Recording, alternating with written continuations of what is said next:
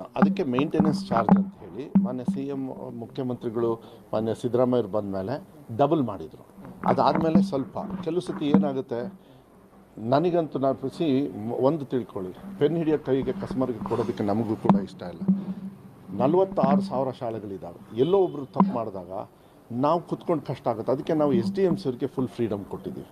BO ಅವರಿಗೆ, DDP ಅವರಿಗೆ, CRP, BRP ಅಂಥೇಳಿ ಯಾರ್ಯಾರು ಆಫೀಸರ್ಸ್ ಇದ್ದಾರೆ, they have to take responsibility. ನಮಗೆ ಹಿಂಗೆ ಗೊತ್ತಾದ ತಕ್ಷಣ ನೆಕ್ಸ್ಟ್ ಮಿನಿಟ್ ಅವ್ರ ಮೇಲೆ ಅನಿವಾರ್ಯವಾಗಿ ನಾವು ಆ್ಯಕ್ಷನ್ ತಗೋತೀವಿ. ಅವ್ರ ತಪ್ಪು ಇದೆಯೋ ಇಲ್ಲ ಬೇರೆ ಪ್ರಶ್ನೆ.